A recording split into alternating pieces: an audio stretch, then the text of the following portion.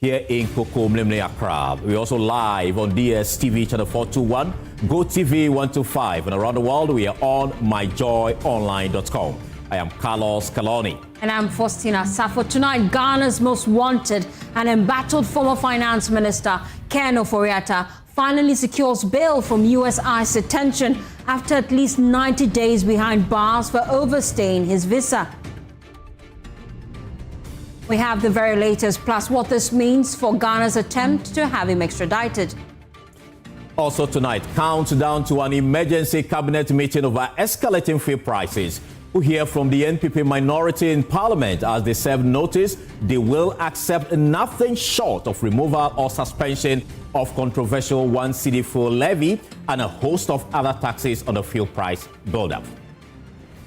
We have details as the Energy Minister seeks to manage expectations ahead of that high-stakes cabinet meeting. While also tonight, coastal experts warn Ghana could lose a third of its tourist sites in Accra to rising sea levels and coastal erosion. We'll tell you how these threats influenced the relocation of the presidency in 2013, all in our latest series, When the Sea Comes Home.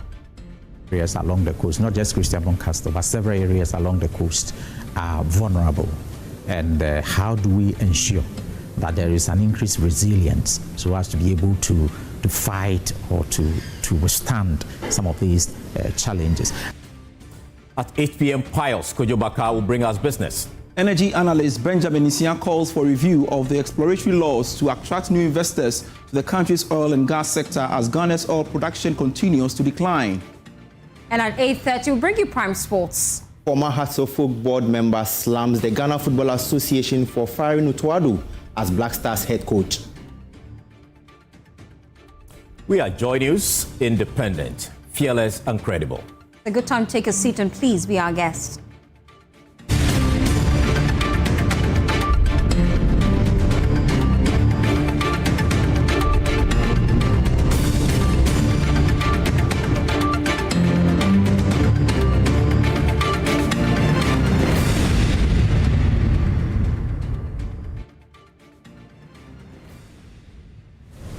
Tonight, after 90 days behind bars, Ghana's most wanted and embattled former finance minister Ken Ofori-Atta will finally get the privilege of sleeping in his own bed for the first time in 3 months.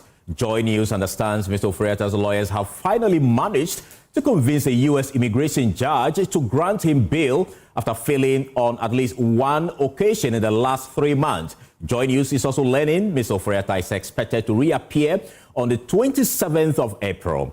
Mr. Ofori-Atta was detained by officials of Immigration, Customs and Enforcement Agency in January for overstaying his visa in the U.S. Well, back in Ghana, the Office of the Special Prosecutor had accused him of corruption and corruption-related offences in relation to the SML deal in Revenue Assurance's contract with the Ghana Revenue Authority. The Attorney General later put in an extradition request after Mr. Ken Ofori-Atta failed to honor the OSP's invitation for questioning. We'll hear from Ken Ofori-Atta's lawyer shortly. But first, data and research analyst here at Joy News, Caleb Zebulun, joins us in the studio to chronicle events that have unfolded over the past few months. Caleb, let's start with exactly why this man is the most wanted man in Ghana. Yes, so we know somewhere last year, the OSP was after Mr. Ofori-Atta. And then, in fact, the OSP managed to place Mr. Ofori-Atta on the red notice list by Interpol. And then that was subsequently taken down by Interpol after some minor discrepancies with the procedure that was used to place Mr. Ofori-Atta on the red notice list. So it started last year. Mr. Ofori-Atta was being chased, if you want, by the OSP. And then that led to the OSP declaring him wanted on the Interpol list. And eventually, the OSP, through the Attorney General, sent an extradition document to the United States for the extradition of Ken Ofori-Atta. When was he picked up actually and why? Yeah, so on January 6th, 2026, that's earlier this year, he was picked up by ICE. And then he was picked up, according to his lawyers, he was picked up because his visa had expired. But then a few weeks later, the Attorney General, Dominic Ayende, came out and said that he was picked up because his visa was revoked, not expired. So there's some discrepancy. We don't know which is which yet. But he was picked up on January 6th, and then he was then placed in ICE detention at the Caroline detention facility somewhere in Virginia.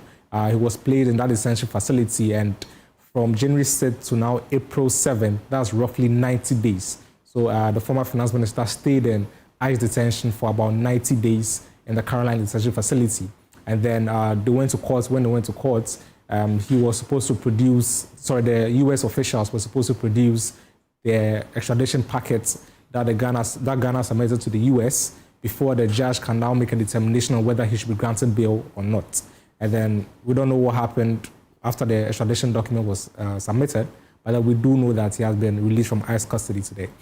And there's a statement from his lawyers to that effect? Indeed. Yes, so as the lawyers released a statement later today confirming that he was released yesterday and he is currently with his family at home. We can now listen to a member of Ken Ofori-Atta's legal team, Frank Davis, giving us details on Top Story on Joy 99.7 FM. Ken has been released from ICE custody and detention by signed judicial order of court, and he is rejoined with his family and is home presently, taking it easy. Can you educate us on the bail terms? He has been released from ICE detention. With great respect, that should serve enough notification that he is out. I am not, with great respect, about to talk about the terms of bail.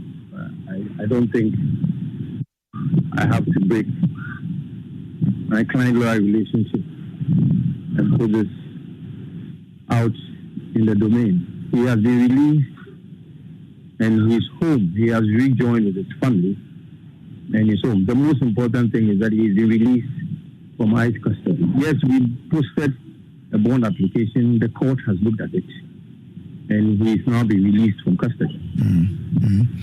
Now, we know when he appeared before the judge earlier, the judge requested the U.S. authorities to produce Ghana's extradition request by February 19th.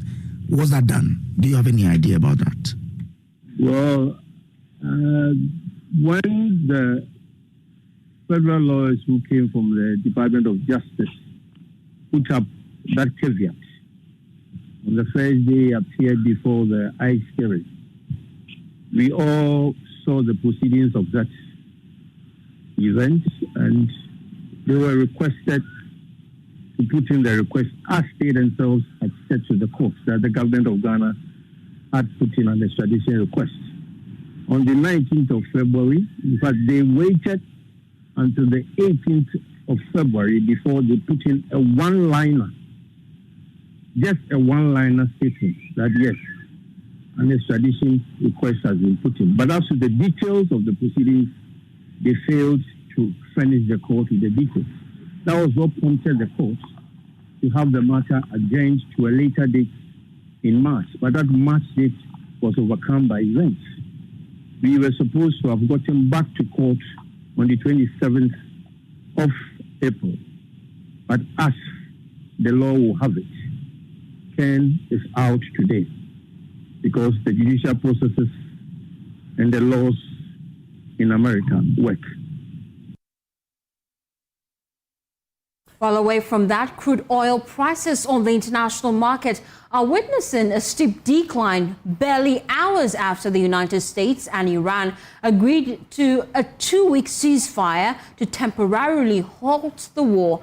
The conflict had led Iran to restrict passage through the Strait of Hormuz, a critical checkpoint in the global oil supply chain through which about 20% of the world's oil passes.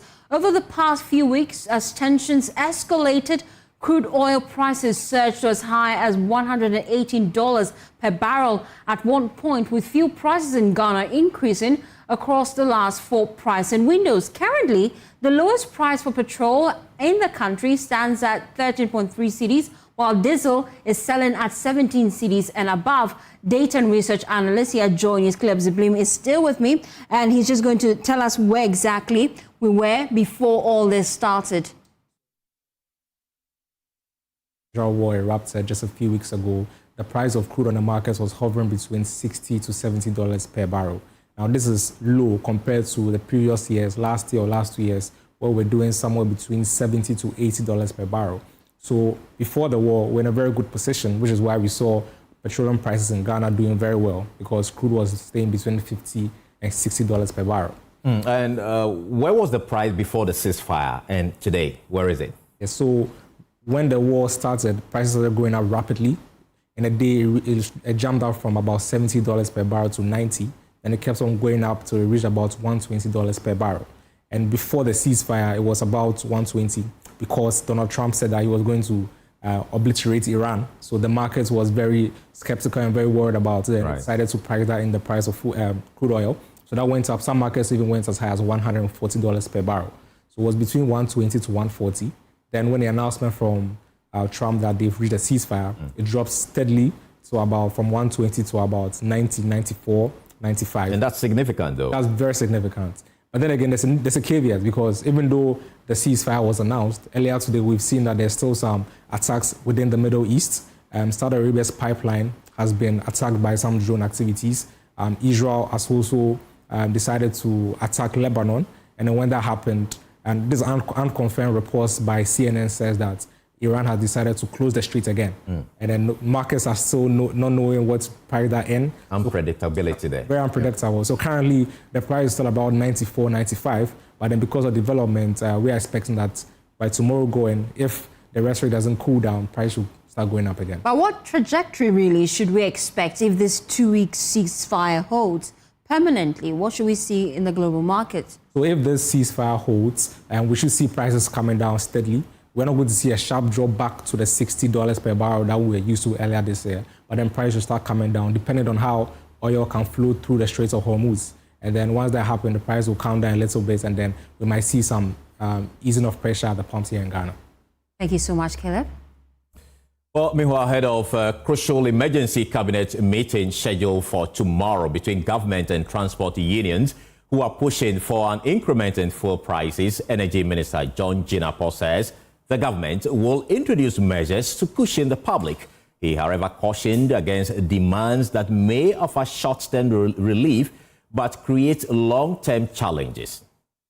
Let's do it as we should not take short-term economic decisions that will hurt you, the ordinary Ghanaian, in the long term. That is not prudent economic management.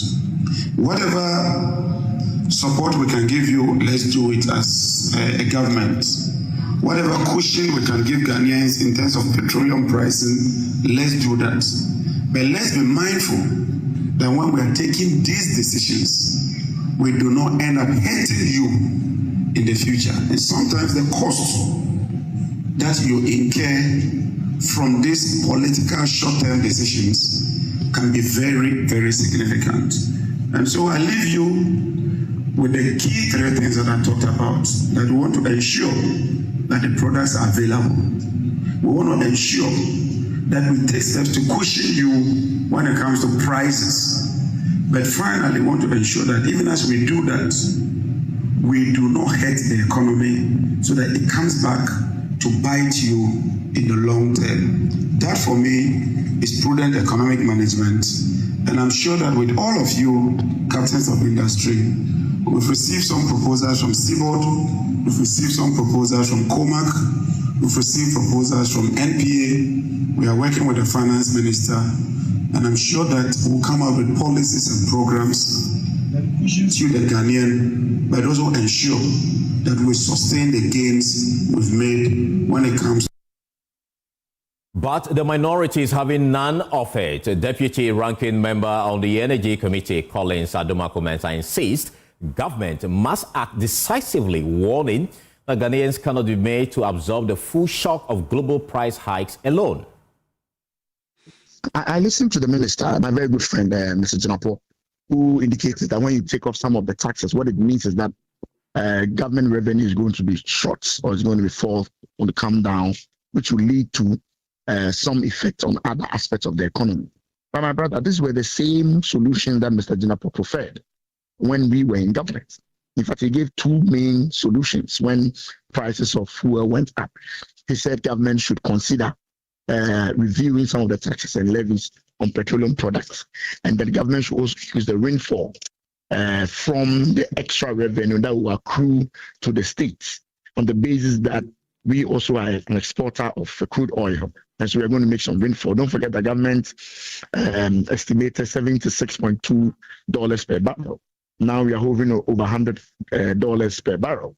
He indicated to us some few years ago that the solution to the problem is for government to take off some of the levies and also use the rainfall to cushion the Ghanaian people. So I'm surprised that the rhetoric has changed suddenly whilst it's in government, and now saying that when some of the levies are taken off, it will have a rippling effect on the economy. I don't know when he was advocating for taxes to be taken off during our time, whether that was not going to have any effect on the economy. So I'm questioning the consistency of the logic.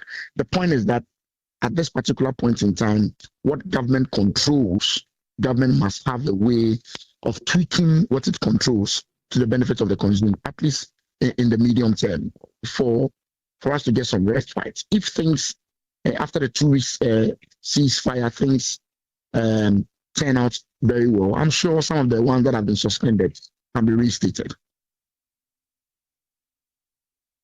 Well, away from that, Ghana risks a major setback in access to family planning services as the United Nations Population Fund signals a sharp reduction in the supply of contraceptives and reproductive health commodities. The agency says its support could drop from 75 to 25% following prolonged delays at the Tema port, where 2 containers worth $1.6 million have remained uncleared for nearly 2 years. Advocacy coordinator at Maristobes Ghana, Ofori-Atta, who spoke on behalf of the CSO's platform on SDGs, disclosed this at a media briefing. Hannah Odami has more in the following report. In March this year, President Mahama tasked the Finance and Health Ministries to address the issue when the CSOs brought it to his attention. Tax on family planning items, Minister of Health and Minister of Finance, if you look at it, I wasn't aware of the tax. There was a time I heard about condom tax, but I thought that was in the past. I'm not aware that these taxes still exist. So Minister of Health and Minister of Finance, let's take a look at it. The health platform, which is claiming shortage of the commodities in some parts of the country, is warning of a looming family planning crisis if the condoms, pills, injectables, and other essential family planning commodities are not immediately released, especially as they will expire soon. We must not allow this to remain an abstract administrative discussion. Behind every month delay, there is real consequences for real women across Ghana. Stockouts at health facilities. National and regional medical stores continue to decline at existing stock are used without being replenished. When regional stores run out, they cannot supply district facilities. These facilities run out. When these facilities run out, the nurses who should be providing a contraceptive injection, an implant, or an oral pill simply does not have the commodity to give. The woman walks away empty-handed. Unintended pregnancies will rise. They also say the situation is likely to cause maternal deaths, unsafe abortions, and unintended pregnancies in the country. 2022 shows that 23% of women still have an unmet need for family planning.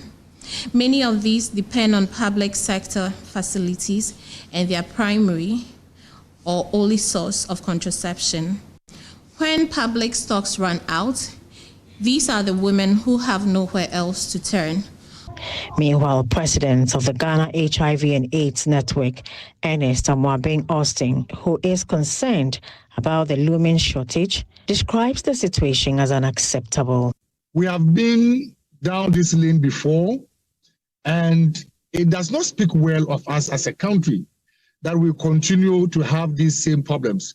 I remember in 2024, the government said they were establishing a committee with representatives from different stakeholder institutions, including the ports and harbors, including the Ministry of Finance, the Ghana Revenue Authority, the Ministry of Health, the Ghana Health Service, Ghana AIDS Commission, civil society groups, to come together and fashion out a mechanism to ensure that we prevent this situation from recurring. So it is so appalling hearing that we still have these commodities at the port more than 2 years after that big advocacy that got the Global Fund containers out.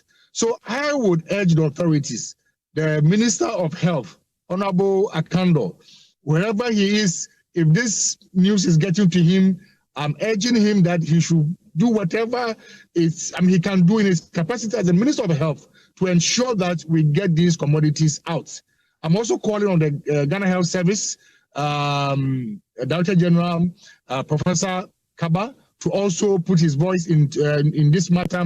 They should all ensure that we get these commodities out, because as I keep repeating, it does not speak well of us as a country. For Joy News, I am Hannah Odame. In a spirit of inclusion. Well, tonight, the Technical Working Committee of the National Road Safety Authority has sparked a major controversy, calling for the urgent enforcement of existing laws that ban the importation of right-hand drive vehicles into the country. This follows what it describes as dangerous and unlawful conversions of Toyota Voxy vehicles for commercial use. Fatal Bayaga has more. The call was made on Wednesday afternoon when the committee presented its final one-month investigative report to the Director General of the National Road Safety Authority, Chairman of the committee and Senior Lecturer in the Department of Mechanical Engineering at the Kwame Nkrumah University of Science and Technology. Godwin Kafui-Ayito warned that the widespread conversion of Toyota Voxy vehicles from right-hand drive to left-hand drive poses a serious threat to public safety. Recommendations that the laws be enforced in terms of prohibiting the import of right-hand drive vehicles, enforce the prohibition on misuse of private vehicles for commercial purposes, limit commercial Toyota Voxy vehicles to intracity use only, issue an immediate public advisory on the situation of the Toyota Voxy vehicles and also right-hand drive conversions, seize registration of converted vehicles for commercial purposes. He revealed that the committee's investigations found the vehicle is originally designed for family use and its unauthorized conversion for commercial purposes significantly compromises safety standards. We found that in the market, the ground clearance was quite evident, because as part of the conversions, they had to raise the vehicle. They change the tie, and also the ties that come with the Toyota Voxy vehicles are passenger ties. We have commercial ties and then we have passenger ties. The ties that come with Toyota Voxy are passenger ties, means they are not meant for high payload, high mileage, that will stretch the structural integrity of the vehicle and compromise its safety during a long journey. Director General of the National Road Safety Authority, Abraham Amalba, in response indicated that the Customs Division of the Ghana Revenue Authority should have enforced the law to prevent the importation of right-hand drive vehicles. Division of GRA should have kept the gates closed to the importation of those vehicles. So it is the reason why we want to collaborate with them, so that they can tighten the screws and ensure that those ones don't come into the country. There's always a first time. You need to understand that at any point in time, you cross a line and say, henceforth, if you do this, we won't accept it. We are at that stage now. So all the iniquities that you have enumerated are going to be a thing of the past. The committee's recommendations are expected to trigger immediate regulatory action as authorities move to address what has been described as a growing road safety threat on Ghana's highways. For Joy News, Fatal Bayaga, Accra. You're still watching Joy News Prime. We'll be right back after this quick turn. Please stay with us.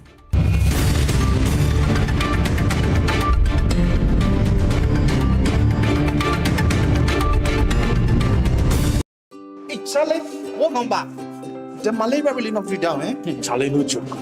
Fever, headache, vomiting, loss of appetite. I couldn't even eat my usual fufu. You and your fufu. But I hope you got tested before the malaria treatment. Yes, I did. And thanks to Malatu, I kicked out malaria one time. When malaria strikes, take Malatu, containing artemether and lumefantrine. Comes in tablets and suspension for effective treatment of malaria. Great to have you back. Thank you. No problem. Malatu is suitable for adults and children. Manufactured and distributed by NS Chemist Limited.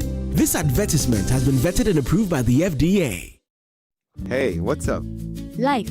It's moving so fast. Yesterday I was in class 4. Today I'm almost in JHS. My shoes don't fit me anymore. My voice is deeper. I was watching cartoons, but now they say I'm too old for that.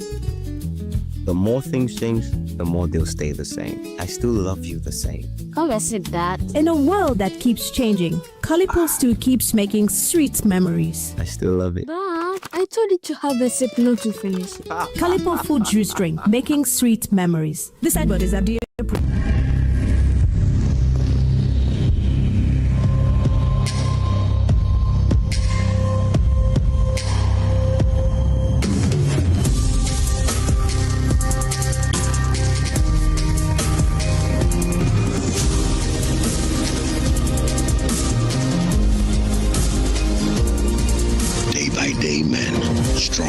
Refined, the skincare you deserve. Dream.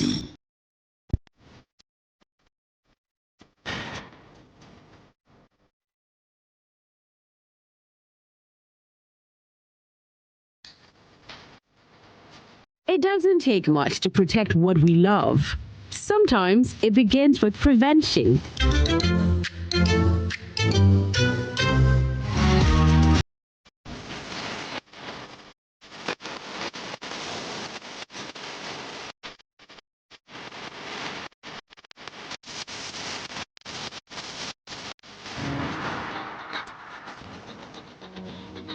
Care is not always loud.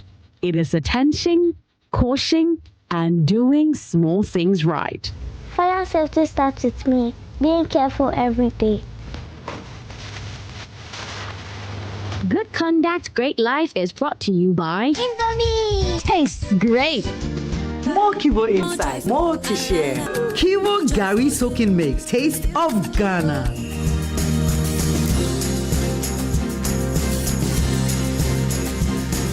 Another week is here on the greatest of all time show. My name is Giovanni Clip, and tonight we're bringing you talent. Contestant number 1, let's bring Baby Girl. Let's bring. He did it for you. Cut. Oh, there is a leakage. Where's the plumber? For quality and durability, insist on Syntex pipes. If you want quality, this be where you belong. Strong, tough, and reliable. Your perfect match to your trusted Syntex pipe. Syntex pipe, it dey carry water, no wahala. Syntex pipe, it dey make water dey flow. Syntex, and you're strong, and you're tough.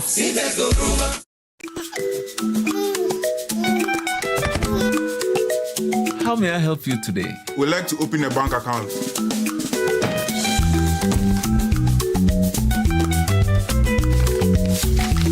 Sign here, sign here, sign here, and here.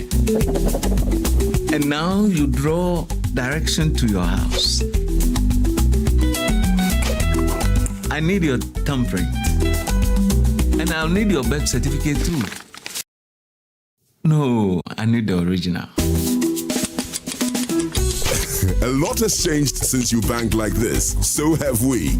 We've made it easier than ever to open an account online and bank on the go through our mobile app, online banking, and more. EcoBank, a better way to bank your way. Sign here, and here. EcoBank, the Pan-African Bank.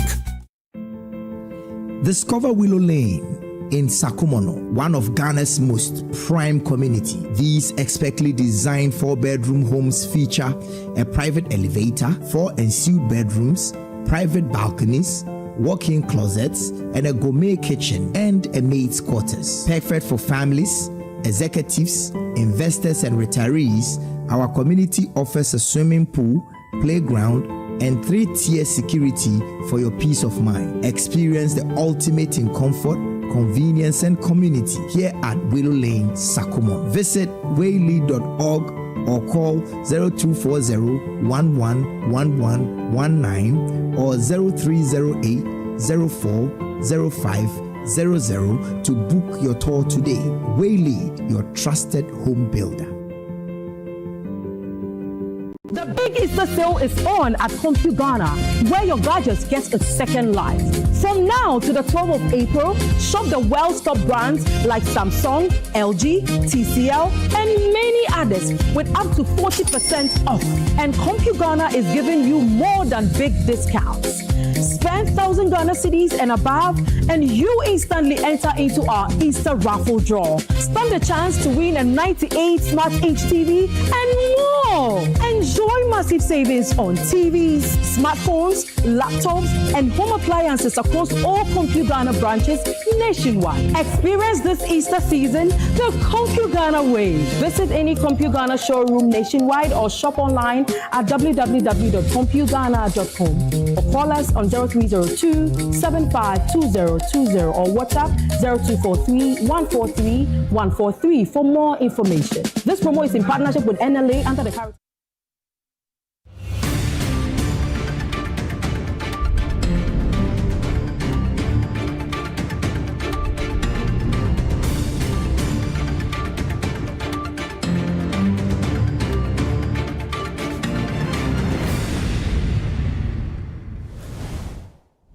Welcome back. Thank you so much for staying with us.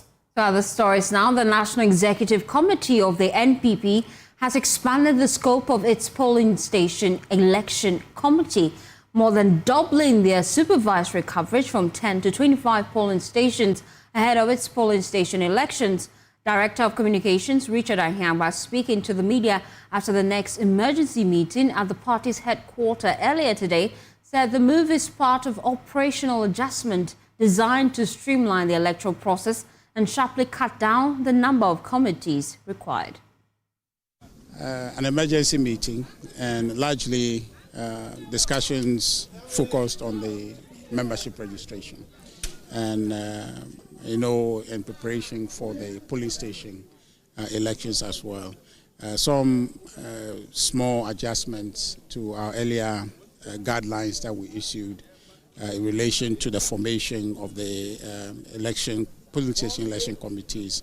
Initially, we're saying we're going to make 10 election committees, or per a polling station, a particular polling station election committee will supervise 10 polling station elections, but we have increased that number now to 25 so that we can bring down the number of election committees across the country. So essentially, it was just to take feedback on the registration and matters relating to some committee that we have just put together to help develop a manual for executive members of the party. Away from politics, plastic manufacturers have agreed to roll back prices of key raw materials used in sachet water production. The move is intended to support water producers and cushion consumers from rising prices. The decision follows an emergency meeting between the Ministry of Trade, Agribusiness and Industry, the Ministry of Finance, the National Association of Sachet and Packaged Water Producers, and the Ghana Plastic Manufacturers Association. Now, addressing the media after the engagement, the president of the association, Ebo Bochwe, announced it will revert to old prices of polymers for a period of 2 months, noting that the group is willing to absorb the shocks in the interim to reduce the burden on Ghanaian consumers. And considering the fact that sachet water is a basic necessity for over 33 million Ghanaians, yes, we are losing money if we go back to the old price, but then for the fact that we love Ghana and Ghana must thrive. We've decided to absorb the shock. Yes, we are going to lose money, but then we are going to absorb the shock and keep the old prices for at least a month or two. And we expect that it will trickle down to the sachet water producers as well. We hope that Madam will pass on this good message to His Excellency the President, and so would also get some reliefs as we may deserve. Thank you.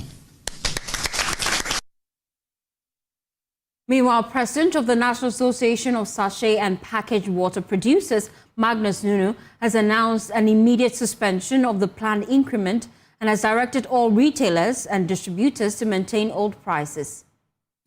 I stand on behalf of all sachet water producers to thank her and to also accept the price as it is and announce that effective immediately,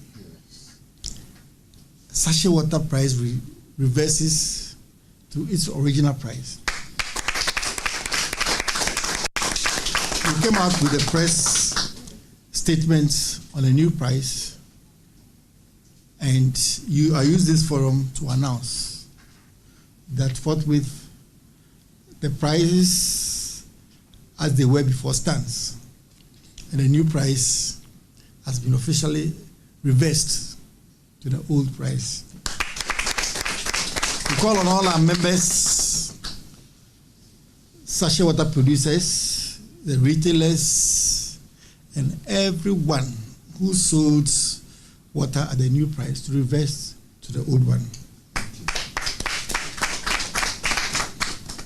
And this is the outcome of a resilient economy. Very strong economy, the figures are there, we must support it. We must be patriotic as citizens to get this economy going the way it is going. And we are very grateful. Now, 1/3 of tourist sites in Accra could be lost to coastal erosion and rising sea levels, with the Castle among the most vulnerable.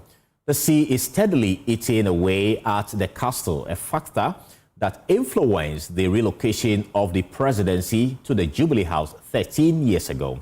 Today, the erosion continues, and experts warn the historic monument could collapse within the next few decades. Emmanuel Givenos reports in the Joy News series, When the Sea Comes Home. The sea is closing in on one of Ghana's most important historical landmarks, the Christian Castle, also known as the Osu Castle. Every wave eats away the land. The shoreline may soon vanish completely, leaving land and sea merged.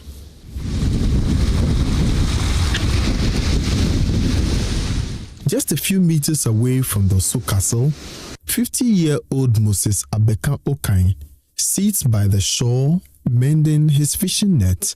He has lived by the sea for decades and remembers when the shoreline was far from the castle.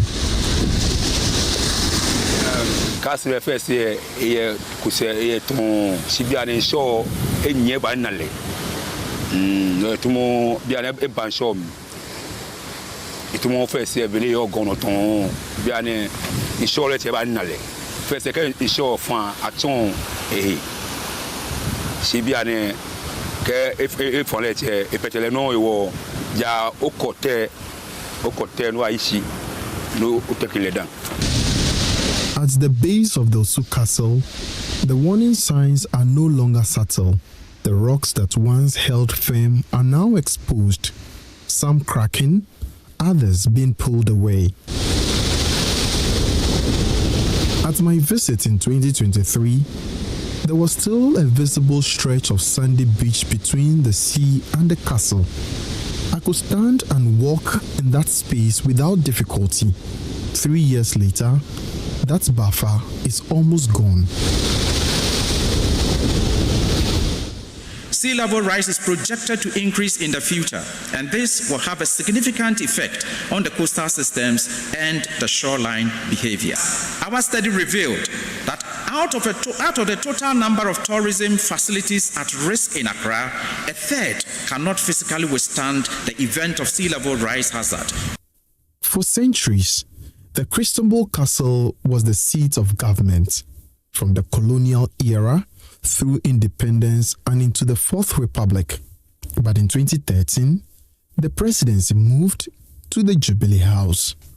Coastal scientist Professor Akufo-Addo says advancing coastal erosion played a key role in that decision. Using the current sea level rise rate and projected future rates, I observed the Kwame Nkrumah Mausoleum, the Independence Square, and the Christian-Borg Castle will experience erosion and are likely to be lost to the sea in the very near future. If nothing changes, the loss may not happen suddenly, but bit by bit, until there's nothing left to protect. Emmanuel Jivenu, Joy News, Osu.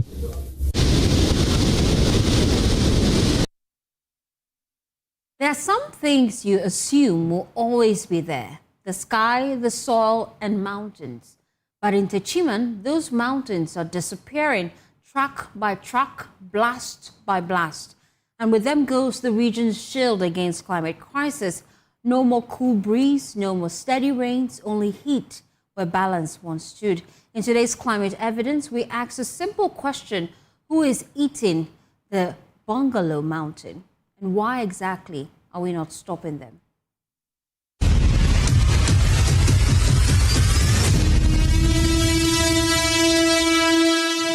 Before the excavators came, before the dust choked the rivers, there was a mountain. The people of Techiman called them the Bungalow Mountains because from a distance, they looked like the roofs of houses, green, steady, sheltering. This is the same view, same time of day, same camera. The only thing that changed is us. In less than 20 years, we have done what nature took millions of years to build. We have unbuilt it. The destruction is easy to see from the air, but to understand what has been lost, you have to talk to those who lived at the foot of the giants, the very people who have known the Bungalow Mountain since they were born. I must admit, growing up as a young kid, sometimes we go and stand on top of the mountain just so we can have a clear view of Techiman and its environs. The mountain was their everything, beautiful, special, and unique. In fact, my last visit to that area was some 2 weeks ago, and I was saddened seeing the level of degradation around the mountain. Emmanuel Lignule has the unenviable job of tracking the death. As regional head of the Environmental Protection Agency, he sees the data before the rest of us sees the scars. In terms of climate change, in areas where vegetation is preserved,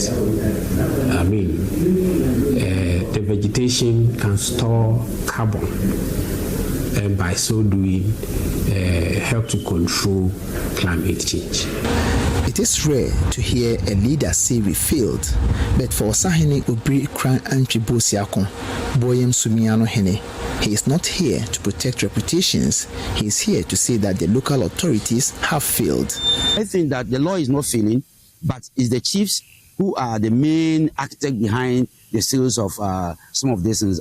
We are retrogressing because in a society, a community that actually think about sustainability and development of the people that will serve the current generation and the future generation wouldn't go about destroying the natural, these natural resources and other kind of stuff here. These hills cannot speak, they cannot fight, they cannot run.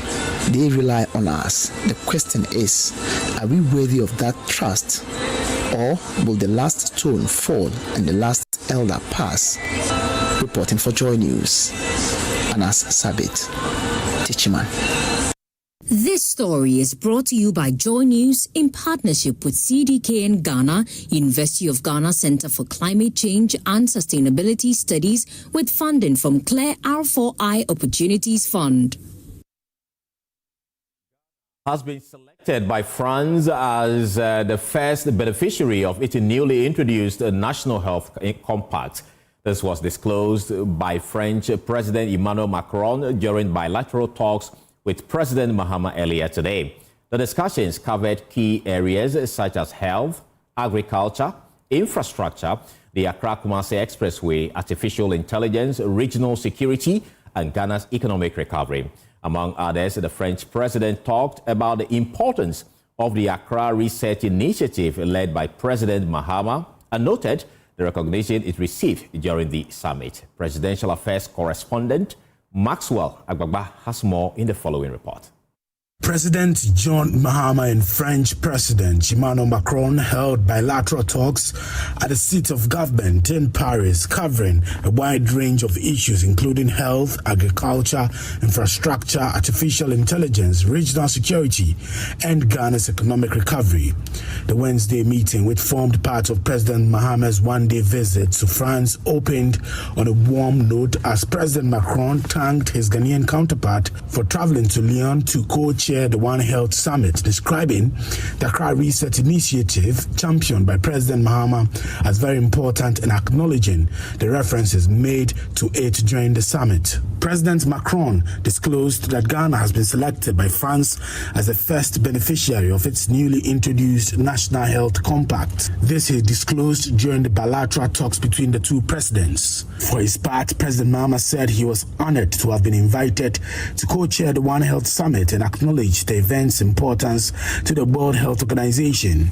He expressed satisfaction that Accra Research Initiative had produced concrete deliverables that could be reviewed and built upon. The two leaders also discussed cooperation in agriculture to ensure food security and promote year-round farming, as well as AI development, support for maternal health, and the construction of the Accra-Kumasi Expressway. President Mahama used the occasion to thank both France and China for their support with Ghana's debt restructuring and announced that the Ghanaian economy has bounced back strongly, pointing to very positive economic indicators. The two presidents also noted the strong bilateral relationship between Ghana and France, underpinned by shared commitments to democracy, the rules-based international order, and peace and security. Regional and global security issues also featured in the discussions. Well, you're still watching Joy News Prime. We'll be back with Showbiz. Please stay with us.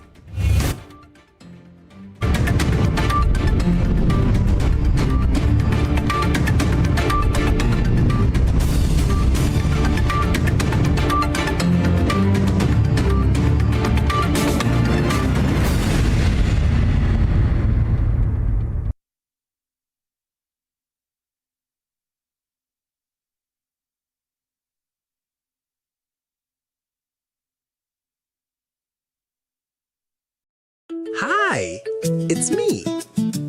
The one you poke, sip, and hopefully love. I'm your small reminder that growing up doesn't mean growing out of me. Trends come and go, but you still reach for me. I'm not just a drink, I'm that little sip that reminds you life can still be sweet. Calipo fruit juice drink, making sweet memories. This advert is FDA approved. Putting on just the fabric isn't really enough. You have to put on your confidence. I chose this Printex fabric because it symbolizes hope and success because of the color and the texture. Printex. Hey, Charlie, welcome back. The malaria really knocked you down, eh? Charlie, no joke. Fever, headache, vomiting, loss of appetite. I couldn't even eat my usual fufu. You and your fufu. But I hope you got tested before the malaria treatment. Yes, I did. And thanks to Malatu, I kicked out malaria one time. When malaria strikes, take Malatu, containing artemether and lumefantrine. Comes in tablets and suspension for effective treatment of malaria. Great to have you back. Thank you. No problem. Malatu is suitable for adults and children. Manufactured and distributed by NS Chemist Limited. This advertisement has been vetted and approved by the FDA. Let's talk hemorrhoids. Hemorrhoids are normal structures located in the anus of all mammals. But it is only man who suffers hemorrhoidal disease because of the erect posture we have assumed and the squatting that we do to empty our bowel. Hemorrhoids consist of a special type of blood vessels which fill with blood when we are moving our bowel and help to cushion the anus against the force of transmitting the stool. Afterwards, they empty their blood, collapse, help seal the anus to maintain continence. Over time, these vessels lose the elasticity of their walls, become dilated, permanently filled with blood, leading to congestion of the hemorrhoids. The symptoms of hemorrhoids are bleeding and prolapse of the hemorrhoids when passing stool, itching and feeling of warmth in the anus and anal discharge. Laser, ligature, and longo are the modern, minimally invasive, most effective, and painless methods of treating hemorrhoids today. Muntaba Hospital, first Ghana Colorectal Center, in to serve a peculiar health need.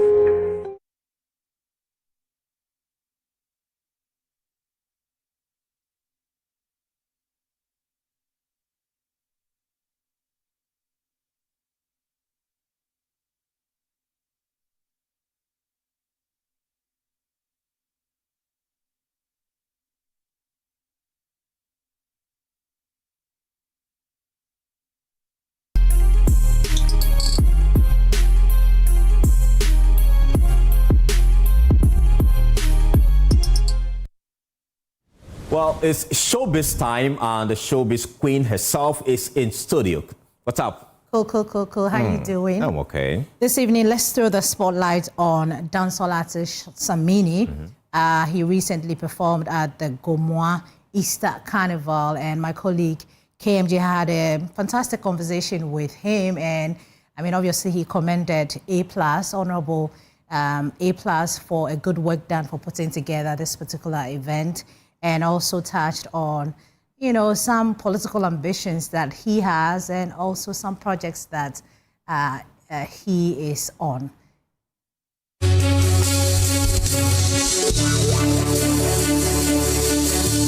Mr. Batman first thing now, eh? That's a mini fans there. Where my baby girl?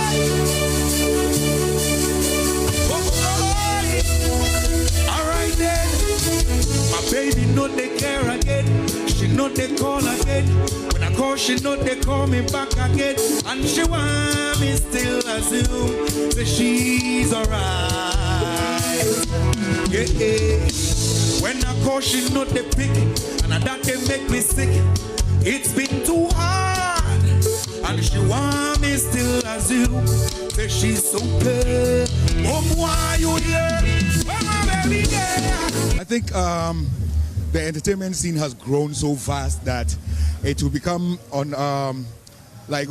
unfair to box a season in one area or one particular jurisdiction. So, in this sense, if Kwewu has become that choked and the spillover can do something like this, then you have to know that it is worthwhile opening the doors. And it's happening crazy inside Volta as well.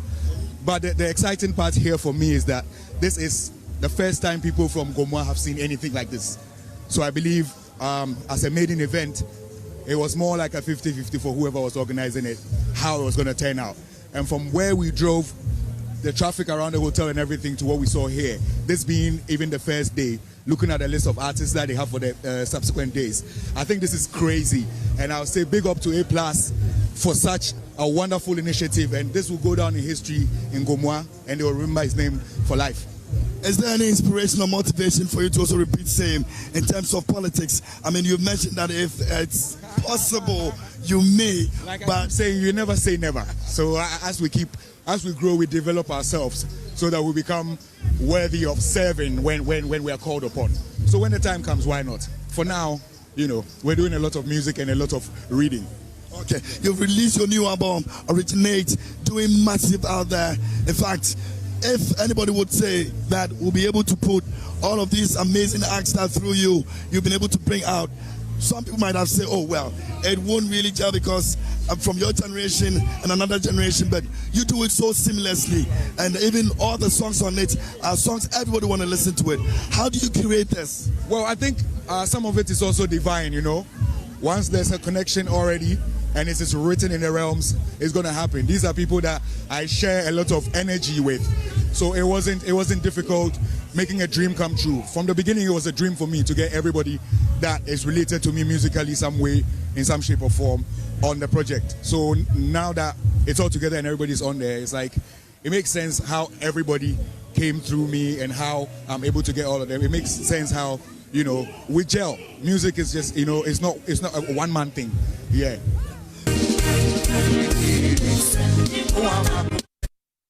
Away from Samini, Ghanaian Afrobeat star Camido has been talking about friendship in the industry. He spoke on Hit FM about the challenges in building genuine relationships in music scene, admitting that finding real friendship within the industry remains difficult amid competition, pressure, and shifting loyalties.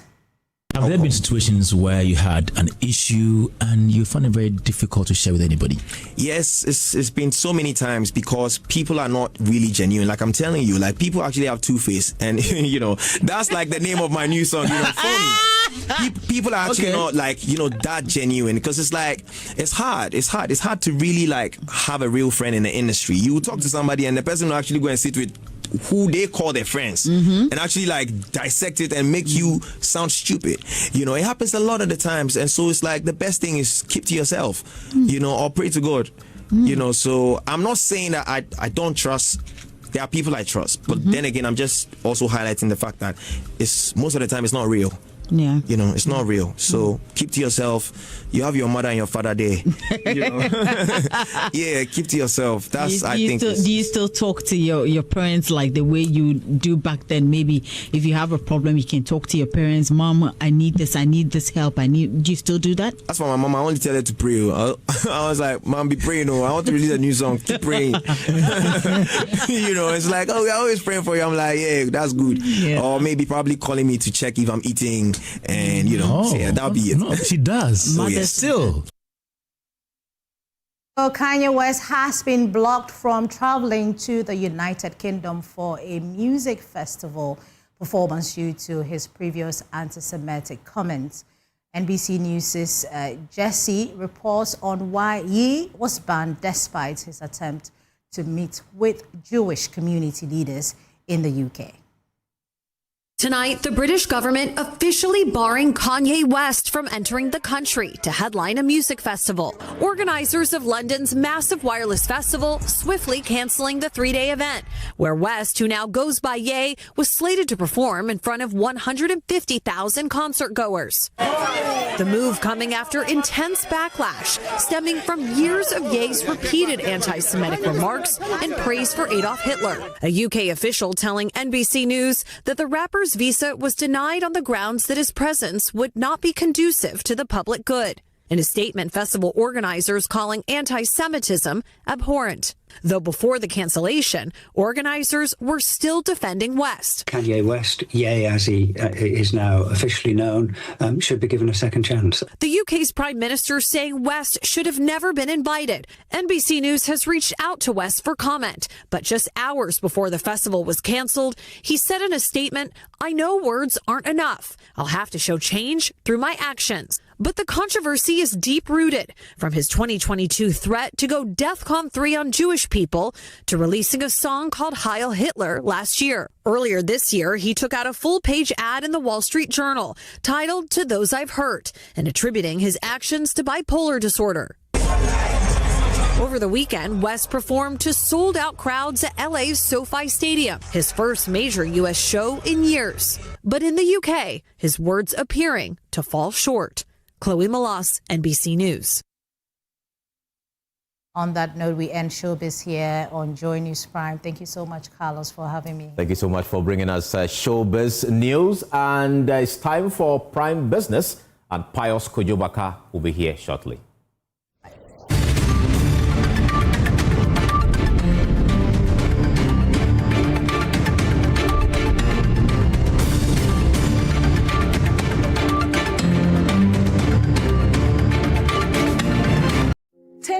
and office design dreams into reality. Here at Lesh Fortune, interior design is our passion. Customized interior design solutions, top-of-the-range products such as curtains and accessories, blinds and accessories, trendy for bespoke hotel, home and office furniture, top-notch space design services. I'm the CEO of Builders Estates. When it comes to putting the final touch on all my building projects, I look no further than Lesh Fortune for all my interior decoration needs. They bring your ideas to life. Turning your house into a home, it's more than just a service. You need beauty and elegance, and the expertise is very important. That's why I choose Lesh Fortune Limited, because they have experience. Yes, indeed. With our many years of experience, we would excite you. So make that call now. Call us on 0244-265588 or 0302-811163. Lesh Fortune Limited. Lesh Fortune Limited, unleashing luxury with perfection, one space at a time. Lesh Fortune Limited. Seeing the Prentex fabric, I like the color, texture. I chose this design. It suits my body type. It means a lot to me to look good in clothes that I wear. I don't care about nobody's opinion. For decades, we have helped businesses connect with their trade partners all over the globe.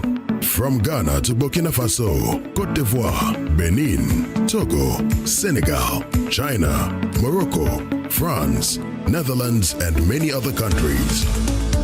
We have made it possible to bring Ghana to the world. We have brought small and medium businesses closer to their customers across the regions in Ghana with our SME support facilities. We have brought relief and smiles to the faces of families with our employee personal loans. With our cutting-edge technology and digital support, we take the burden of complex thinking off you, making life simple. That is who we are, as close as a partner. Bank of Africa.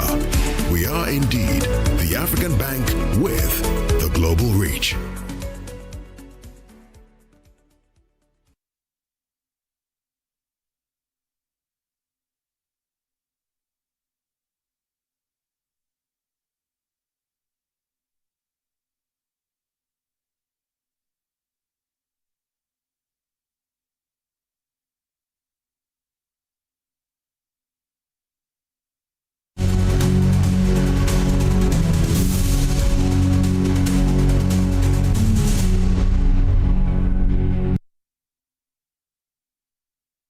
Hello, good evening, everyone. Welcome to Prime Business. I am Pius Kujobaka. The Public Interest and Accountability Committee, PIAC, has made a proposal to government to institute measures to invite new investors to explore potential oil fields across the country. The call follows continuous decline of crude oil production in the various oil fields, which are reported to be in their weak stages and struggling to increase output. Here's more from the presentation of the 2025 PIAC report on oil and gas proceeds. Receipt from the crude oil liftings for Ghana Group declined by 50.58% from $843.522 billion in 2024 to $416.878 billion in 2025. There was no lifting from the Cheneboa Enyira in Tommy 10 field due to delayed realization of the 25th lifting, which was the only lifting during the period. Sharp reduction can be linked to poor performance of the fields and lower prices realized for the period of production. Presenting the 2025 report on oil and gas proceeds, Chairman of the Public Interest and Accountability Committee, PIAC, Richard Elima, said government must consider new investment to increase production. When we talk of new investments, it starts from the exploration phase. So once you get big companies coming in to do exploration, they come in with big money, go do the exploration and all that. That is a form of investment. You do the exploration, you discover the oil. And then after discovering the oil, you move on to the state of production. So we have discovered a lot of oil over the years. I mean, we are told by many fields that have been discovered.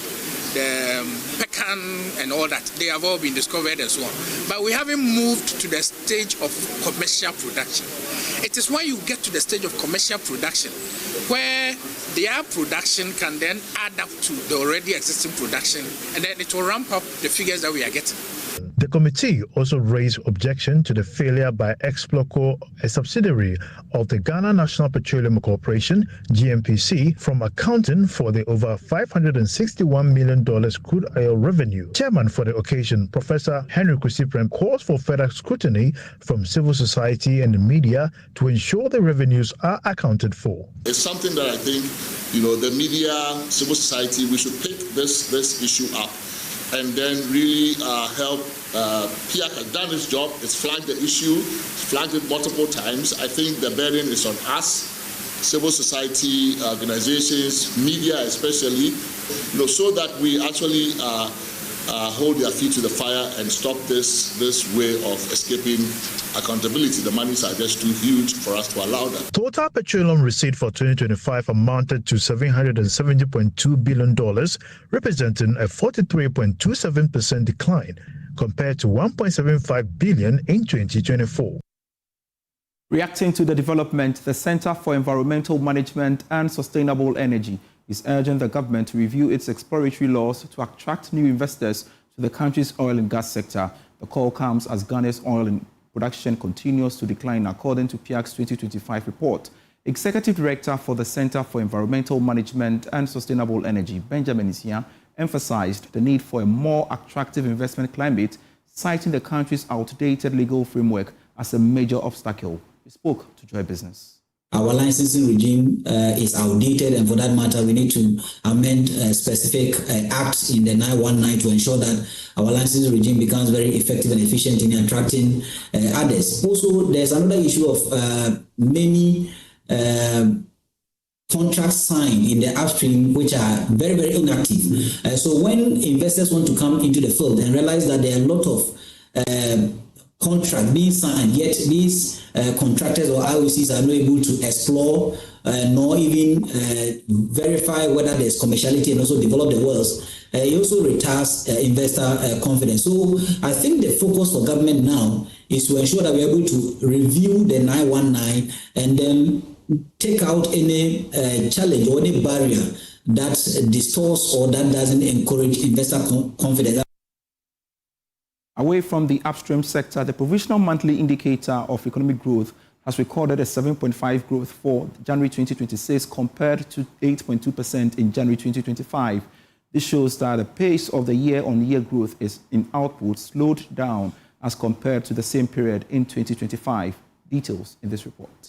The data shows that economic activities in agriculture grew by 4.5% compared to 9.3% in January 2025. It also indicates that the agricultural sector experienced a decline in performance compared to January 2025, reflecting a moderation in growth momentum. The sector contributed 14% to overall growth of 7.5%. The industry sector recorded a growth rate of 7.2% in January 2026 compared to 9.7% in January 2025. This is an indication of a slowdown in oil and gas within the mining and quarrying activities compared to the same period last year. The sector contributed 29% to the 7.5% growth in the monthly indicator economic growth. According to the data, the services economic activities expanded by 9.6% in January 2026 compared to 7.7% in January 2025. The monthly indicator of economic growth shows that the services sector expanded in January 2026, indicating an acceleration in growth compared to the same period in 2025. The sector contributed 54.3% to the 7.5% growth in the monthly indicator economic growth. Presidential advisor on the economy, Seth Tekpe, has called for a fundamental reset of the ECOWAS Bank for Investment and Development to better address the needs of lower middle-income countries within the ECOWAS sub-region. He emphasized the need for tailored solutions to support economic growth and development in the sub-region. Mr. Tekpe made this statement to officially open the 24th annual general meeting of the bank. Details in this report. The ECOWAS Bank for Investment and Development, EBID, has over the past 2 decades been actively involved in financing development projects across West Africa, including Nigeria, the Gambia, Ghana, Senegal, and Cote d'Ivoire. These investments focus on infrastructure, agro-industry, environmental management, and industrial transformation. Delivering the keynote address on behalf of President John Mahama at the bank's 24th annual general meeting, Presidential advisor on the economy, Seth Tekbe, challenged IBID to better address the needs of lower middle-income countries within the ECOWAS sub-region. IBID must therefore evolve from a supportive bank to a system-shaped bank. It must evolve from a project financier to a marketing, maker. And together with the multilaterals, Afri-Exim and African Development Bank, may we, begin to find, solutions that are tailored for our middle-income countries.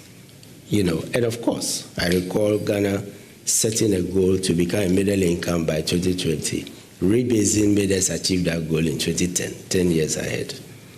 So it is possible and it can be done. It is in this context that I call for a fundamental reset of IBID. In that reset, IBID must scale up capital with purpose, crowd in private capital through strategic partnerships, including partnership with our stock exchanges, as I mentioned, lead regional projects, expand financing and industrial transformation aggressively, innovative financing instruments. Chairman of the Board of Governors of IDIB, Dr. Kasiel Atuforsen, highlighted the strong financial performance of the bank over the past 1 year. Financially, the bank delivered strong and sustained growth. The balance sheet expanded from $1.97 billion United States dollars in 2024 to $2.4 billion United States dollars as at end of 2025, reflecting increased scale and activity. Profitability-wise, also, we saw strengthened and rising in profitability from $8.55 million United States dollars in 2024 to $9.8 million United States dollars in 2025, representing about 13.4% increase in 1 year. On his part, President of the ECOWAS Bank for Investment and Development, Dr. George Ejikum Donko, said IDIB will be leveraging growth and resilience to support economic growth and development within the sub-region. Anchored on three interconnected pillars: growth, resilience, optimization. The strategy commits a scaling investment in high-impact sectors. We aim to direct at least 63% of new commitments towards the private enterprises to catalyze job creation and innovation. Simultaneously, the bank would embed environmental, social, and governance principles across its operations, dedicating over 41% of resources to climate mitigation and social inclusion projects. This dual approach aims to build resilience against recurring global shocks while fostering inclusive and sustainable development aligned with SDGs and ECOWAS Vision 2050. IBID is hoping to promote an integrated, inclusive, sustainable and resilient sub-region through the financing of national and regional development projects and programs. Telesell Ghana has rewarded one of its loyal customers with a brand new Hyundai Creta after emerging winner of the 14th cycle of its biannual Dream Car promo held under the supervision of the National Lottery Authority. The following report has more. Telsell's Dream Car Promo Awards presentation, which took place at the Kaneshie Market, was marked by music, fanfare and cheering crowds who gathered to witness the handover ceremony. The winner of the award took home a brand new Hyundai Creta. Speaking to the media, acting head of Product and Services Consumer at Telesell Ghana, Carlos Asarioko, reaffirmed the company's commitment to giving back to customers by helping them achieve their aspirations of owning dream cars and houses. This promo started in 2018, just as the short code is 2018. We've already rewarded about 6 houses, giving away 7 cars, and today we've given away another car, making it the 8th time we are giving a car. And this promo is basically to give back to our customers for the time they spend on our network and for the opportunity to have that relationship with them. I just want to urge our loyal customers that the 15th cycle has started, and because it is the 15th time, Telesell is making this bigger and better. We are upgrading the vehicle, we are upgrading the monies we give out. If you don't win the car, every week there's opportunity to win cash that comes to your Telesell cash wallet. Marketing and Caritas Officer at the National Lottery Authority, Bright Ofori, assured the public that the promotion is legitimate and encourage customers to participate. We've been doing this for, I think, 7 years with Telesell. Being part of this promo means that it is authentic, and whoever won, the winner today is genuinely selected and fairly selected among the pool of participants. Beating thousands of other subscribers, Kofi Ofosu-Enin emerged winner of the promotion. He had this to say. I think I joined the first cycle and I didn't really put much effort into it. Maybe once in a while, answer a question or two, and that was it. But then sometimes I'll just do it, and I won a couple of the weekly promos. And so that made me think, okay, let me just give it a try. Let me put in a lot more effort. And I started actually, during the second start, actually putting a lot more effort, answering the questions and all that. And then eventually paid off, and here we are. It's still taking a while to settle in. I'm still believing. We should all give it a shot. I mean, I was one of you people, and then here I am now, holding my car keys, so hey. The Dream Car promo is open to all Telesell customers. Participants can subscribe to the promo by dialing the short code *2018#. The campaign reinforces Telesell Ghana's commitment to innovation, customer satisfaction, and long-term value. Ghanaian digital transformation firm Brainwave Africa Tech has achieved ISO 901-2015 certification, marking a major milestone in its operations. The company says the recognition reinforces its commitment to quality, innovation, and growth across Africa. Details in this report.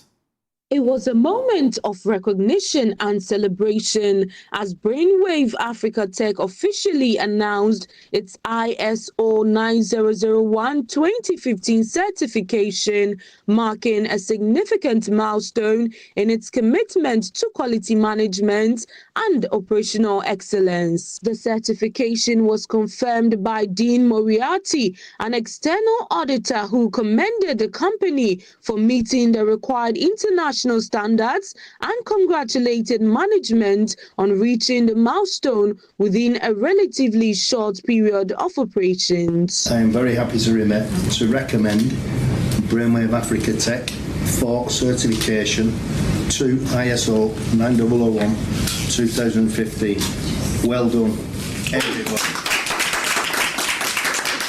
Founder and Chief Executive Officer Angela Tremanting, in her remarks, expressed appreciation to her team for their dedication and hard work in achieving the milestone. She emphasized that the certification reflects the company's strong internal culture and commitment to delivering high-impact digital solutions. But I also want to give a big shout out to my team.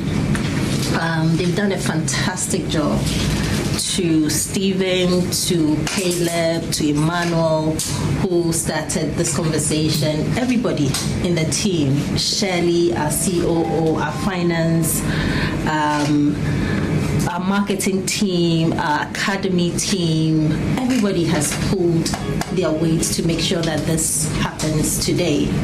So I want to say a big thank you to the team for that. I really appreciate your efforts, and I think the sky is the limit now, because with the ISO certification, I don't think anyone can stop us. We will be completely unstoppable. So thank you, team. Thank you.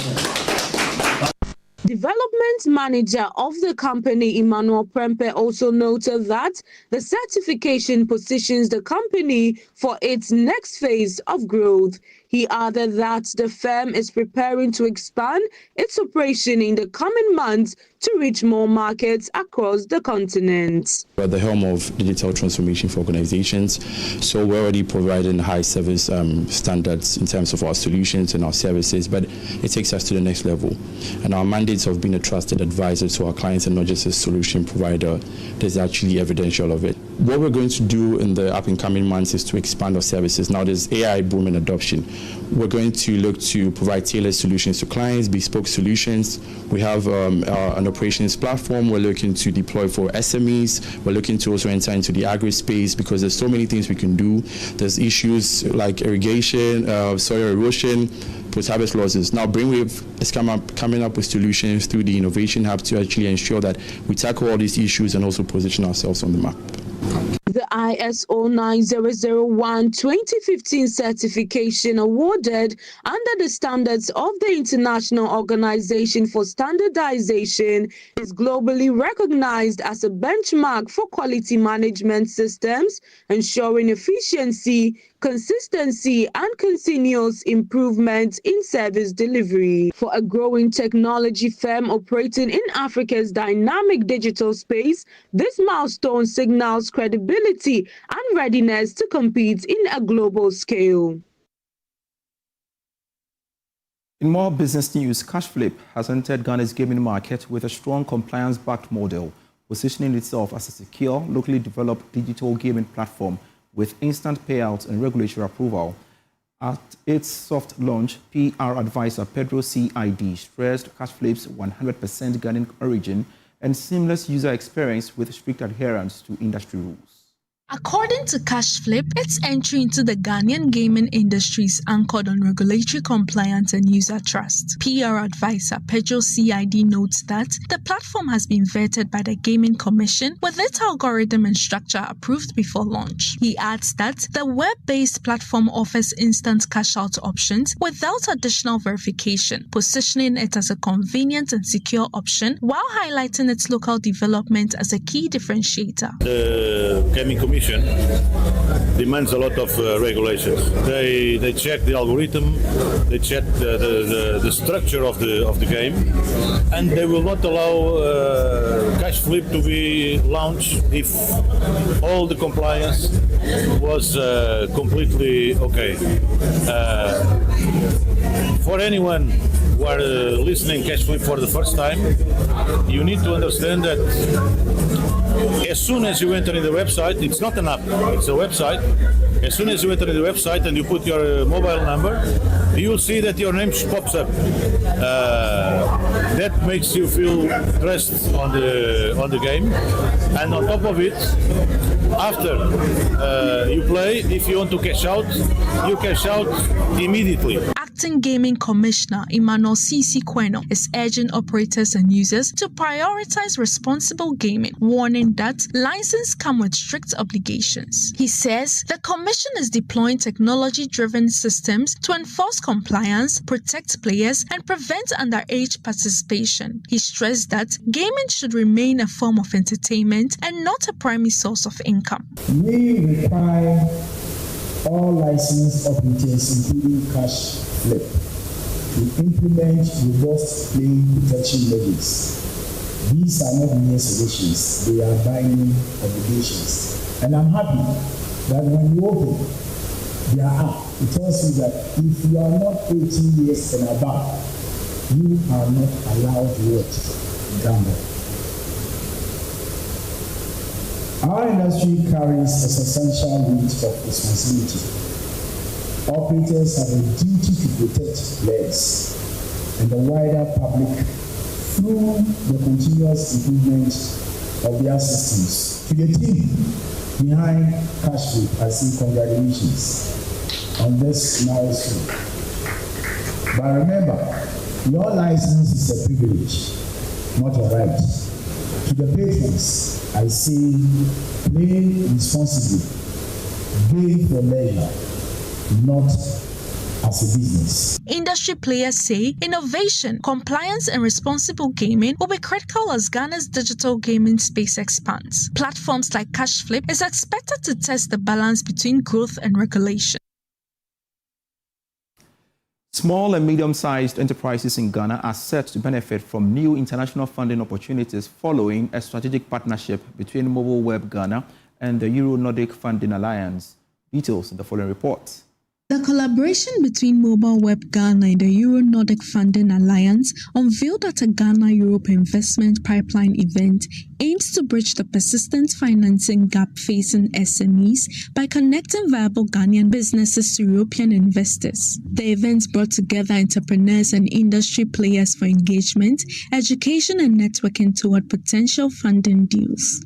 Addressing the media, founder and Secretary General of the Euro-Nordic Funding Alliance, Nilofa Garavi, emphasized the organization's readiness to link bankable Ghanaian businesses with international capital. So what we're looking for in Ghana is to find those incredible businesses, SMEs, for example, or entities and larger scale businesses that have bankable projects or really good projects that we can help to make bankable in order to attract investment for them. At the same time, we can really help companies to grow. For example, we have the right connections and right instruments with the banks or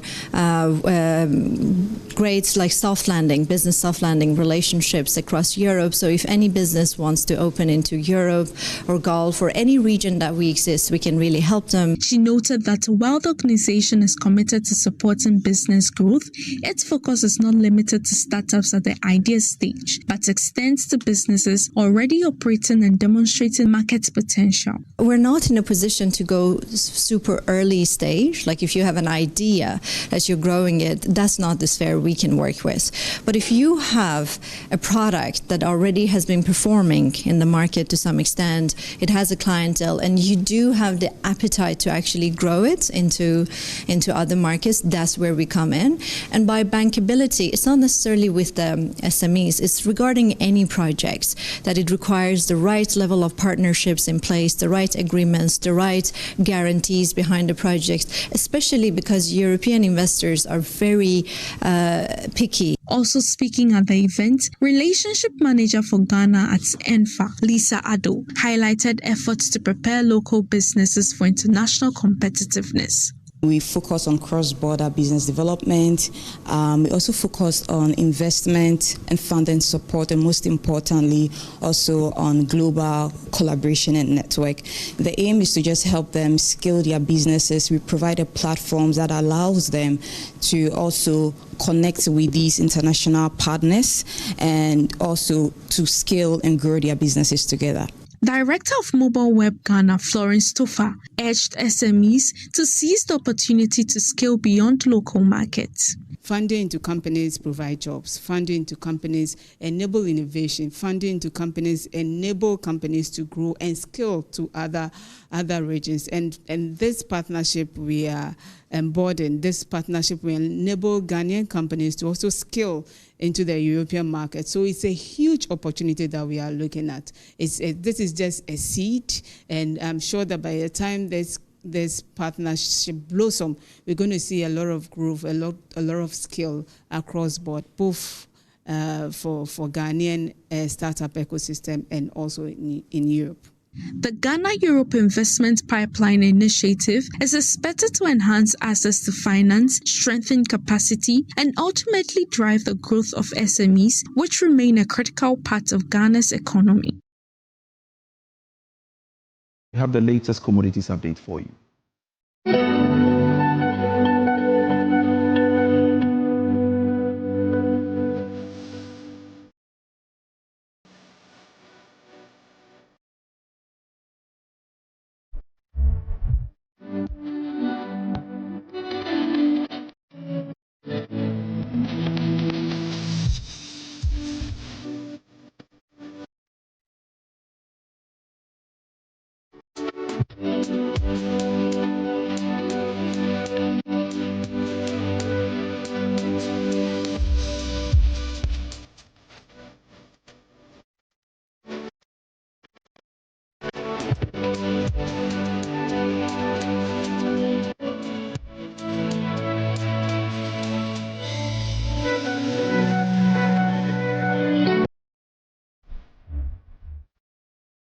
Thanks for watching Prime Business. I am Pius Kojo Baka.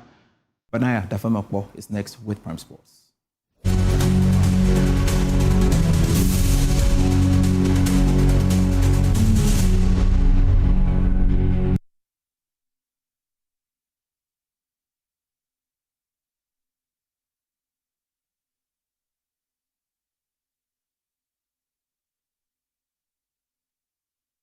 Everything has a meaning. For every story, there are many versions of what is true. What we need to do is guarantee that kids will get an education.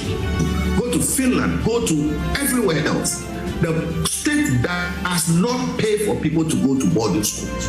Every opinion can be debated. The political construct of the national interest can be interrogated, but some facts are hidden in the depths of interpretation. The cost of the land at Emperor Residential, which government has just bought for them, but they are waiting for the construction of the ambassador's residence. You need to add that as well. The relocation of the judges, the cost of the construction of a permanent bungalow, then passport office. It costs us 10 million Ghana cedis to relocate the passport office. So why is government not coming clean? So we check the facts, raise the standards of intellectual discourse, and present the issues on the altar of unbiased scrutiny. This altar is Newsfile, your most authoritative news analysis program. We must practice independent, credible, and fearless journalism. Newsfile with Samson Ladia Yenini.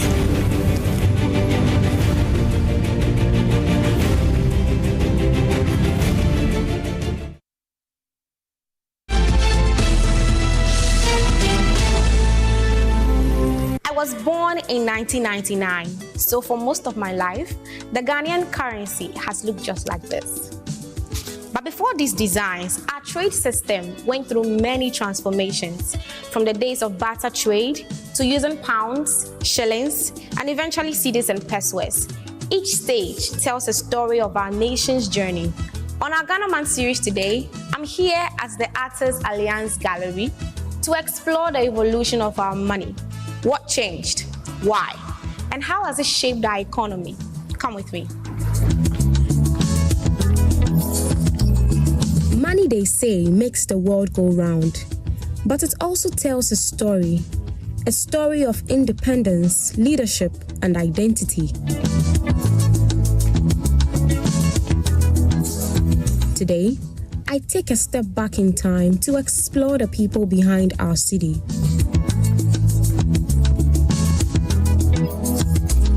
I have come to meet Miyodoi Glover. He is the general manager at the Artists Alliance Gallery. He'll be walking me through the evolution of Ghana's currency. So we have most of the old currencies here, as far as that of the pound to the present stage. Yes. We have that of the pound here. Immediately, we took over from the British. We changed to the Ghana cedi, which has Kwame Nkrumah's head on it. This is the first cedi. That is the Kwame Nkrumah cedi. This money was used whilst Kwame Nkrumah was in power. But Nkrumah's presence on our currency was short-lived. After his overthrow in 1966, his image was removed, reflecting political shifts and historical rewriting.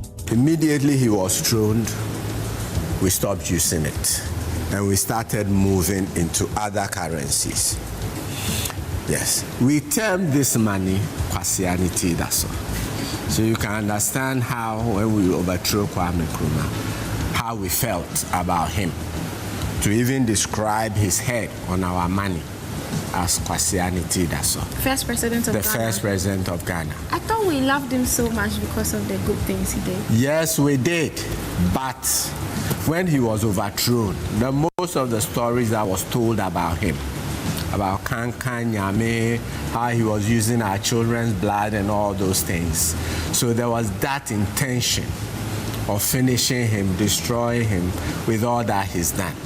So I remember when we were young, this money had that description. Hence, we stopped using it. Okay. And we have to move on to other currencies. Ghanaian currency has since become a canvas for honoring national heroes. The 50 pesos coin celebrates Rebecca Nadede Aite, a businesswoman and activist who helped finance Ghana's independence. She was an entrepreneur. Then she was popularly known for selling flour, for baking bread. Okay. Yes, and she was also the #1 sponsor of the CPP party. Yeah, I heard that. Yes, so she helped in the fight for the independence.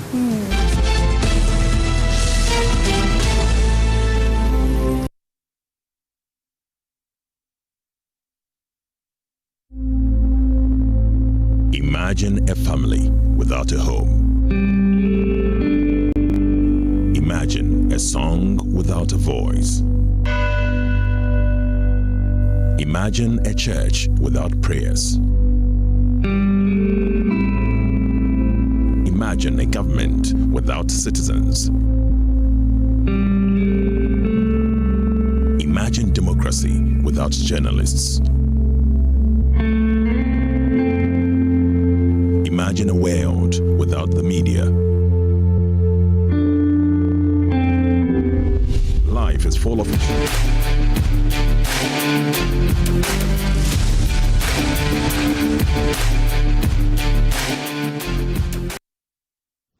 Hello, good evening and welcome to Prime Sports with me, Benaya Elom Dapamako.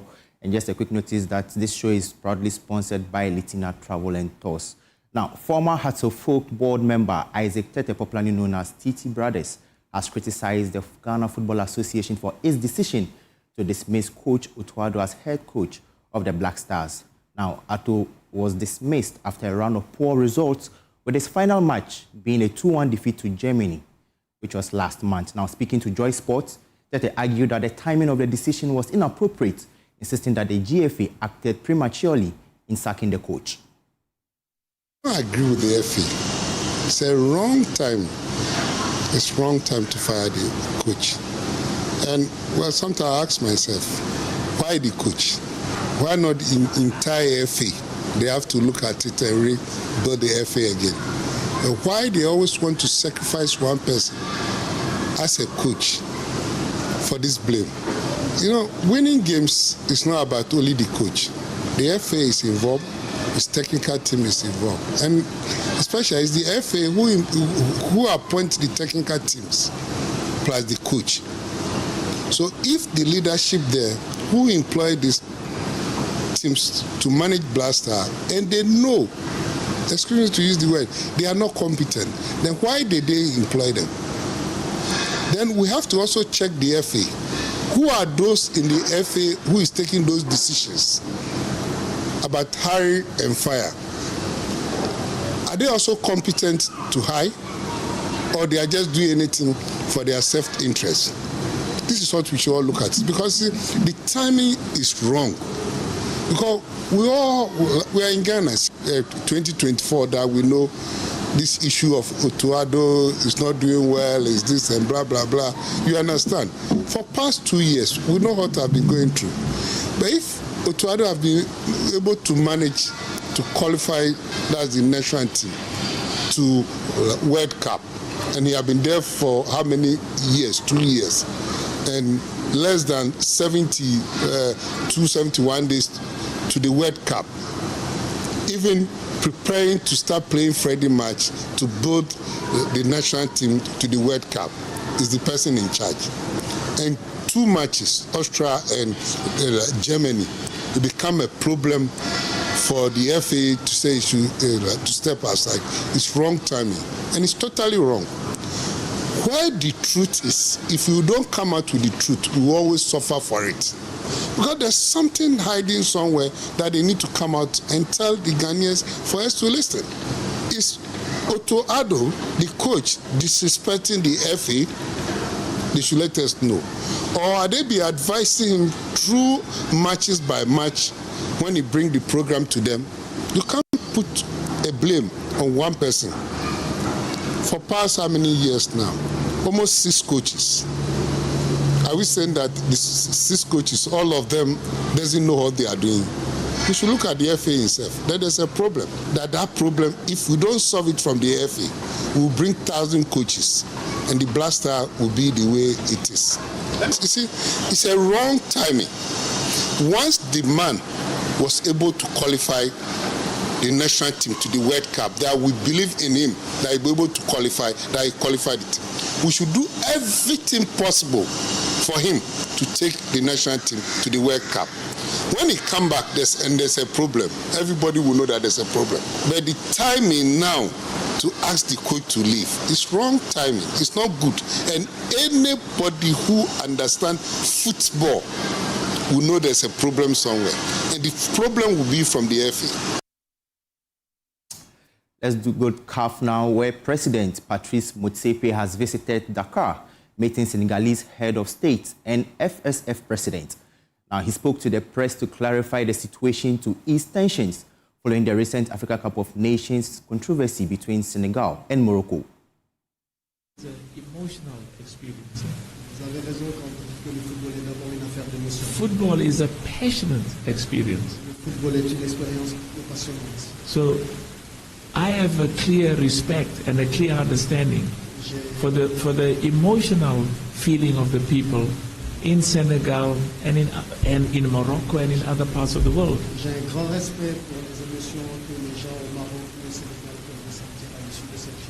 Yeah. So what I'm trying to avoid is every time I have a press conference, this is the question they ask me. Because it is a legitimate question. I gave Sadio Mane the gold medal. I gave Koulibaly the gold medal.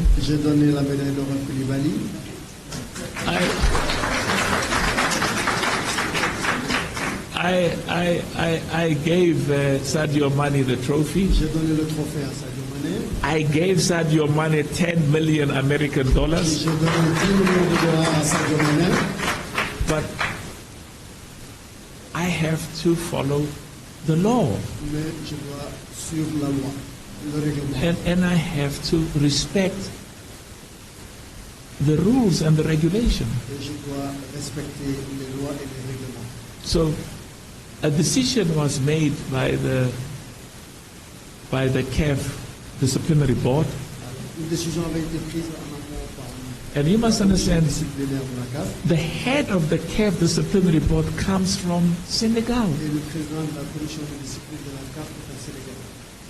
And he could not participate in that meeting because he comes from Senegal. And I can tell you, I'm very proud of him. Because when I told the president, when I was given names, because we asked every nation, every country, every member association, including Senegal, to say, give us names of people who should go and sit on the disciplinary board and the appeal board. And his name was not there. But we did some research, and Usman Khan was involved in CAS, the highest decision-making body of football in the world. Donc le nom de M. Ousmane Khan ne figurait pas sur les noms qui nous avaient été communiqués, mais nous avons fait nos propres recherches et nous avons pu identifier M. Ousmane Khan, qui était un des juges les plus influents et les plus respectés au sein du TAS. Yeah, one of our own, one of our very own. Qui est un des nôtres. One of our own from Senegal. So then we put him on the disciplinary board. So I'm enormously happy because by all standards, we have made enormous progress. But what I want to discourage ordinary Africans in the continent is that there will always be problems, and some of those problems, like the problem we're having now with AFCON Morocco, the finals 2025. And you should not excessively feel demotivated or even feel uninspired. And say, you see what's happening in Africa. They make progress and then they go backwards. And then they make progress and they go backwards. When there are problems, we must be confident and deal with them.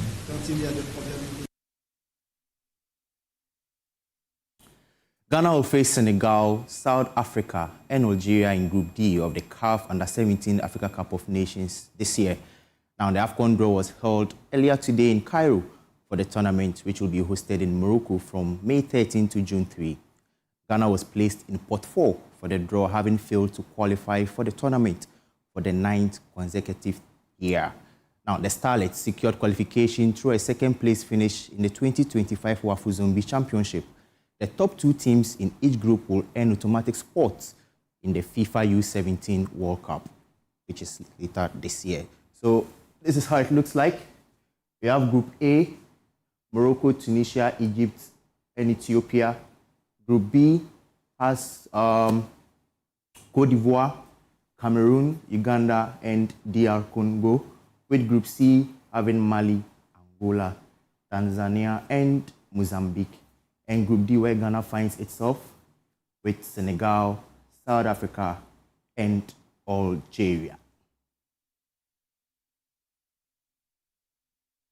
To some Champions League football now, where Real Madrid suffered a 2-1 defeat at home to Bayern Munich, with goals from Harry Kane and Luis Diaz securing all 3 points for the German side. Now, speaking after the game, Bayern Munich manager Vincent Kompany praised the team's performance as they recorded their first victory at the Santiago Bernabeu Stadium over a decade.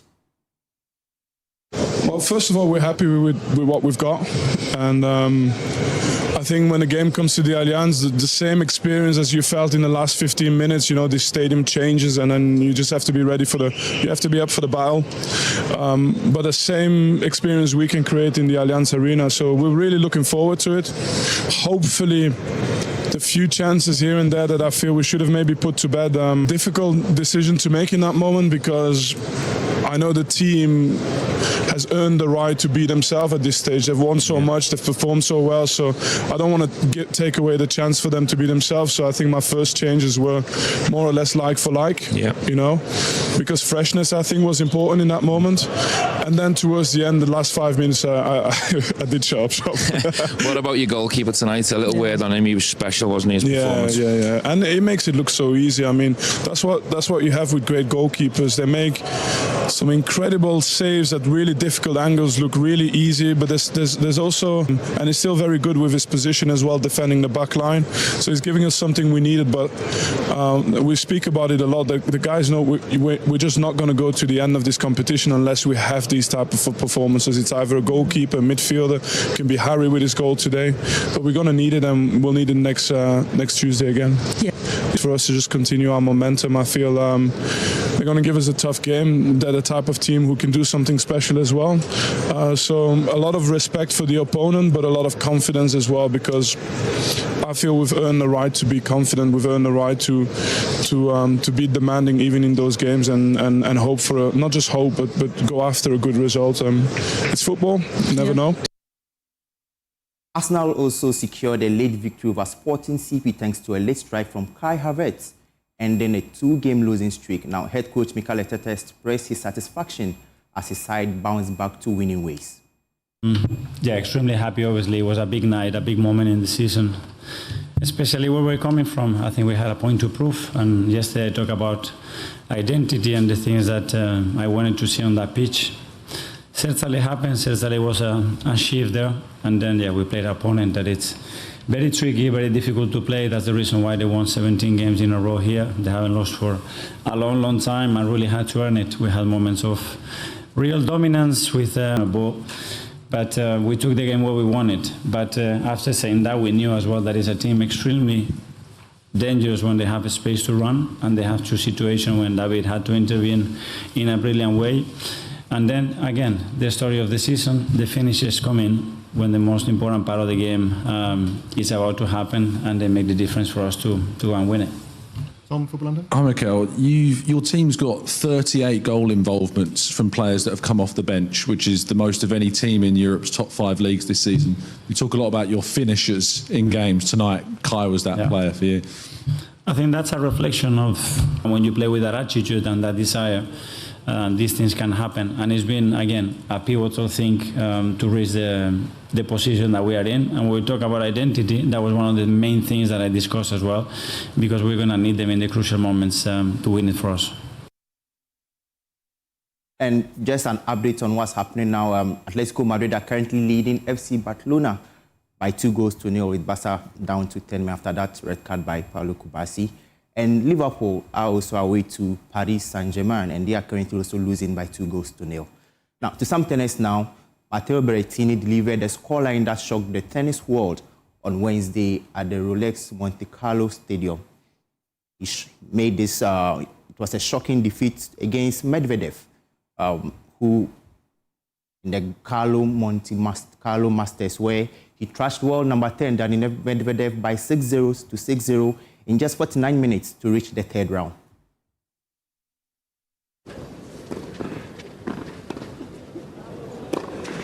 Well done.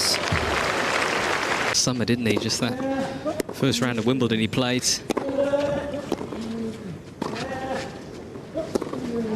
Whips that one away. And Medvedev just cannot find the answers right now. Average. Lovely. Oh, he's got a spring in it.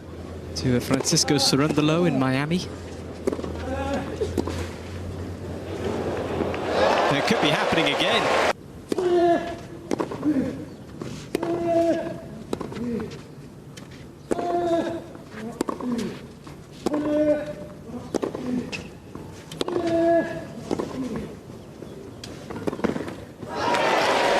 Well, it is a bagel set.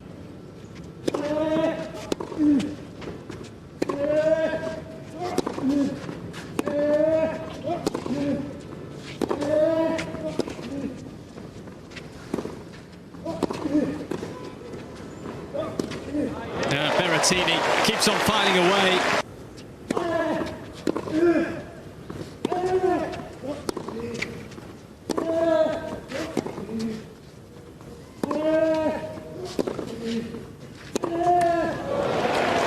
Well, this is becoming a real headache now for Medvedev, and goodness me.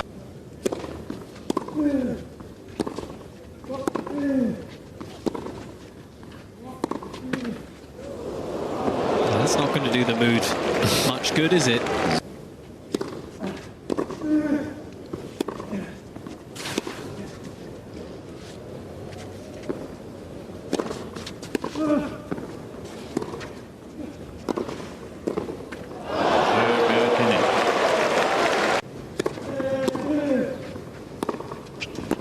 Wow. Out it goes. Scoreline to shock and surprise.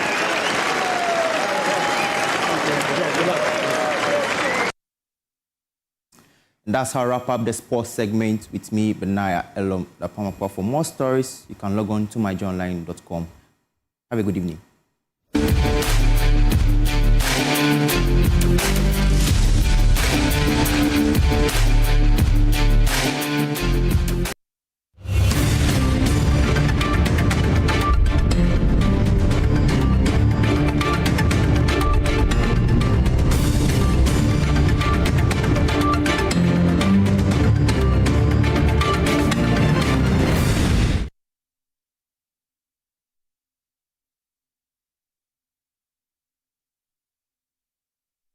People look in envy at Rwanda, Malaysia, and Singapore. What it took to get them where they are we prepared to do that? Singapore still has corporal punishment, but all the human rights lawyers are in Ghana, though. When Akufo-Addo was in power, do you know how we hold in neck? But there is a new political party in power, a new sheriff in town. I will not be boxed into submission. No matter how much money you give to a poor mind, they will go back broke. If I have to sleep with somebody for my rent, sleep with somebody to get a car, sleep with somebody who's going to give me the dress, are you not tired? Neutrality about journalism is a fallacy. You cannot be a football fanatic and say that you are neither Kotoko or Hearts. Your mom is in the kitchen and you're like, I have rehearsal, so you won't help mommy cook. We're gonna have an audacious sister who doesn't know how to cook. Wow. Talk, no, they cook rice. And when do children go to school and when don't children go to school? Yeah, bomba. It's the Columbia classes. You don't always have to win when it comes to pageants or competitions. You don't always have to win. You don't always have to but win. You entered because you wanted to. Exactly. When I find somebody saying my boss didn't like me, that's why I left. It's weird because we are constantly looking for very competent workers and we don't want them to leave. Where do you get this love to give? That's a very deep one. For some of us, we don't have anybody to confide in, so the next person is the wrong person. No matter how we feel like we are superstars or we're artists, we're human. I will never be able to please everybody. My dad left when I was a little younger, but of course, to work for us. Mine abandoned my mom. Yeah. I was not even 1 year old when this happened. So the only image of him I have is a picture. I opened the door to his room. And the man that I've been eating with, the man I've been dancing with, he was lying on a stretcher.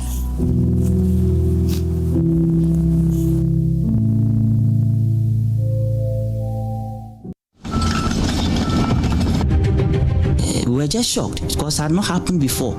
For anybody with the courage to come in with excavators, with the aim of coming to mine, it was unheard of. Yeah, press conference against a contaminant. It's in the Socase and you know na yentro ema ne microphone bi crampo ebebetu tutu ha ema bi kan ye weka baako ema ne car crampo no eja to ne car mu say there was invasion. The whole world knew it. The reports were there. The investigation revealed it. The CID had all